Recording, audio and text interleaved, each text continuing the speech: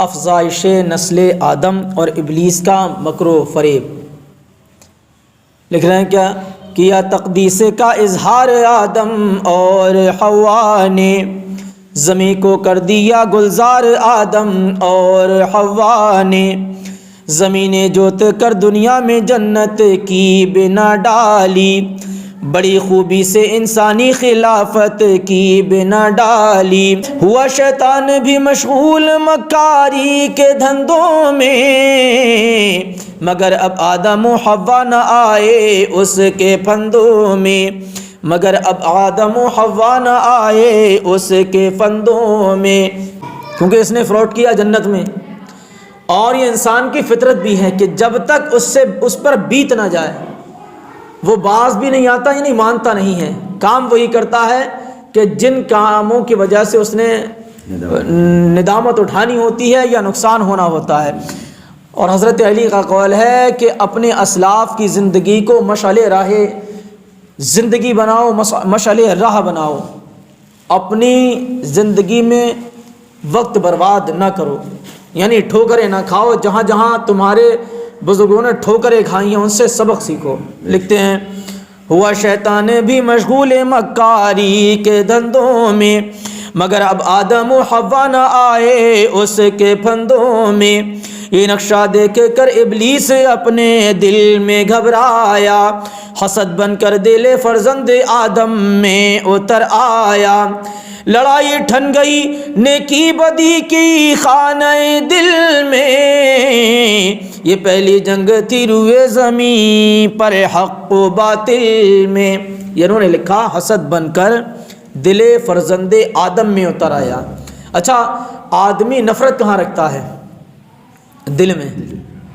حسد دل میں، اب خوف بھی دل میں، اب حسد یہ تاریکی ہے اور محبت یہ نور ہے۔ اب یہ دونوں چیزیں ایک جگہ جمع ہو ہی نہیں سکتی ہیں۔ اب ہم حسد کیسے پتہ ہوتا کہ کوئی ہمارے ساتھ کیا، اللہ نے اسے کسی چیز سے نوازا، اب ہمیں یہ فکر ہوتی ہے کہ یار یہ ایسا بڑھ گیا، میں کم ہوں تو اب یہ مجھے پوچھے گا نہیں، یا جو میرے ساتھی تھے اسے اہمیت زیادہ دیں گے، اس کی عزت زیادہ کریں گے، میں ذلیل سمجھا جاؤں گا، لوگ مجھے حقیر سمجھیں گے۔ تو لہٰذا ہم بجائے اس کے کہ حسد کریں، کوشش یہ کریں کہ جس مقام پر جیسی کوششوں محنتوں سے وہ پہنچا، ہم اس مقام کو انہی محنتوں کے ذریعے حاصل کرنے، اللہ یقیناً اس سے زیادہ ہمیں نوازے گا اور دل بھی پاک رہے گا۔ لکھتے ہیں کہ ہوا شیطان کا تابع اول فل نفس امارا، کہ عورت کے لیے قابیل نے حابیل کو مارا۔ اب روئے زمین پہ جتنی لڑائیاں یا زر کی وجہ سے ہوتی ہیں یا زن کی وجہ سے، یعنی یا مال کی وجہ سے یا عورت کی وجہ سے، اور روئے زمین پہ جو پہلا قتل ہوا ہے یہ بھی ایک عورت کی وجہ سے ہوا ہے، وہ جو حابیل اور قابیل میں لڑائی ہوئی تھی۔ لکھتے ہیں ہوا شیطان کا تابع اول نفس ہمارا، کہ عورت کے لیے قابیل نے حابیل کو مارا، زمین پر پھولنے پھلنے لگی اولاد آدم کی، لگے شوکت بڑھانے خوب آدم زاد آدم کی۔ یہ پہلا واقعہ تھا قتل کا دنیا ہستی میں، جنم پایا گناہ نے اس طرح انسان کی بستی میں، زمین پر رفتہ رفتہ بڑھ چلی جب نسل انسان کی،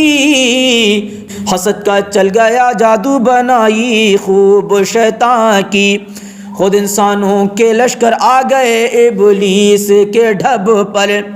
ہوا و حرص کا افسوں مسلط ہو گیا سب پر۔ افسو کہتے ہیں منتر کو، اور منتر سے مراد جادو لے سکتے ہیں، یعنی جادو۔ ہوا و حرص کا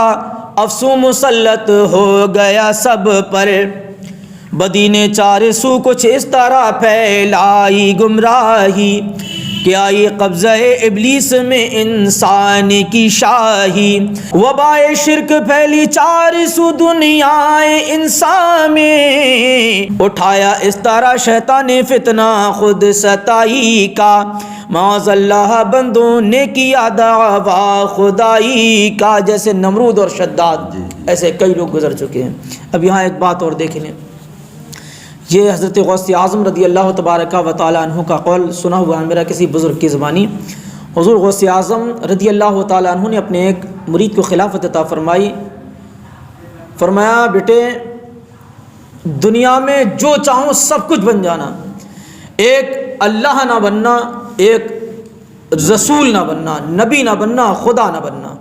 یہ دو منصب چھوڑ دینا، باقی جو چاہوں بن جانا۔ اب غوث اعظم کا مرید تو پھر غوث اعظم کا ہی مرید ہوگا، اب ان کے مریدوں کی شان تو بڑی عرف و اعلیٰ۔ عرض کیا حضور اللہ تو واحد و یکتا ہے اور حضور پر اللہ نے نبوت کو ختم فرما دیا ہے، تو کوئی اللہ اور نبی بن کیسے سکتا ہے؟ ارشاد فرمایا حضور غوث اعظم نے کہ کبھی یہ مت سوچنا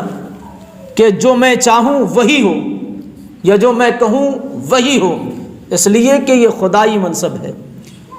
یہ اسی کا حق ہے، وہی جب کن فرماتا ہے ہو جاتی ہے۔ اور یہ کبھی مت سوچنا کہ جو میں کہہ رہا ہوں وہی حق ہے، اس لیے کہ یہ منصب نبوت ہے کہ نبی جو کچھ کہتا ہے وہ حق ہوتا ہے، وہ اس لیے حق ہوتا ہے کہ وما ينطق عن الهوى ان هو الا وحی یوحى، نبی اپنی مرضی سے کچھ نہیں کہتا بلکہ اللہ تبارک و تعالیٰ کا اسے حکم ہوتا ہے تب وہ کہتا ہے۔ لہٰذا ہمیں بھی نرم مزاجی ان دونوں چیزوں میں ضرور برتنی چاہیے۔ ہم بھی خیال کیا کریں، کبھی یہ نہ سوچا کریں جو میں کہتا ہوں وہی ہو یا جو میں چاہتا ہوں وہ ہو اور جو میں کہہ رہا ہوں یہی حق ہے، ہو سکتا ہے کہیں غلط ہوں، تو پھر اس لیے ہمیں ان چیزوں سے بچنا چاہیے۔ لکھا خود انسانوں کے لشکر آ گئے ابلیس کے ڈھب پر، ہوا و حرص کا افسوں مسلط ہو گیا سب پر، بدی نے چار سو کچھ اس طرح پھیلائی گمراہی، کہ آقا کی آئی قبضہ ابلیس میں انسان کی شاہی، وبائے شرک پھیلی چار سو دنیا انسان میں، نہ کوئی فرق رکھا اہرمن میں اور یزدان میں، اٹھایا اس طرح شیطان فتنہ خود ستائی کا، معاذ اللہ بندوں نے کیا دعویٰ خدائی کا، حسد کے لشکروں نے روند ڈالا باغ عالم کو، بزوں میں خود مسخر کر لیا اولاد آدم کو، زمیں کا بادشاہ گویا یہی مردود بن بیٹھا، کہیں شداد بن بیٹھا کہیں نمرود بن بیٹھا، نتیجہ کیا ملا دنیا کو انسانی خلافت سے، زمیں کا گوشہ گوشہ ہو گیا آلودہ ذلت سے، ستارے دم بخود تھے آسمانوں کو بھی سکتا تھا، ترس آتا تھا لیکن کوئی بھی کچھ کہہ نہ سکتا تھا، فرشتے منتظر بیٹھے تھے اس وقت معین کے، کہ دیکھیں دن پھرے کس روز اس برباد گلشن کے۔ یعنی جو نمرودیت اور شدادیت اپنے آپ و شباب پر تھی، لکھتے ہیں کہ فرشتے اس منظر کے منتظر تھے کہ ان کا یہ جو خود ساختہ آباد گلشن ہے کب ایک جھونکا آئے کہ ان کا سب تباہ ہو جائے۔ آج کے دور پر بھی اسے قیاس کر سکتے ہیں۔ اللہ تبارک و تعالی تمامی مسلمانوں کا روئے زمین پر تحفظ فرمائے، ہم سب کو اللہ تبارک و تعالی احکام اسلام پر عمل کرنے کی توفیق عطا فرمائے۔